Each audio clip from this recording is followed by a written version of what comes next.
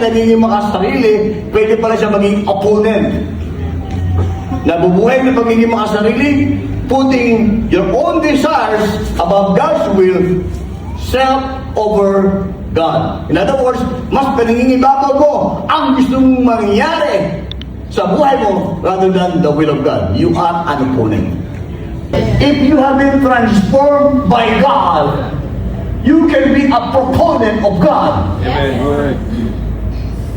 Knowing that God has changed your life, there's no reason for you to delay in proclaiming what God has done into your life. Amen. Because something you know that needs to be told and worth telling other people what God has done in your life.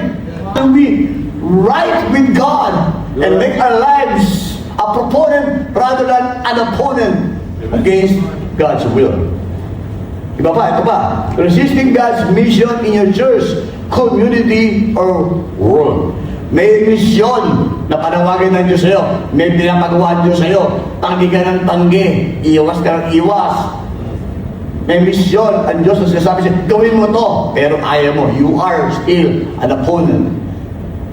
In short of saying this, a life opposes God when self, sin, and pride rule instead of Christ. Tandaan natin, even well-meaning or religious lives can oppose God if Christ is not central. Bahan, sana naman gawin din sa labas. Yun. Pagdating sa labas, hindi ka balas-ubas. Hindi ka magagadyo. Hindi ka tirador. Hindi ka angas na wala sa lugar. You are representing God as Christians here in the church and out there. Somebody must say amen. Amen. Doing religious acts without heart change. Yung religious acts mo, wow. Now God is commissioning him. Paul, from now on, you're commissioned to suffer for my name's sake.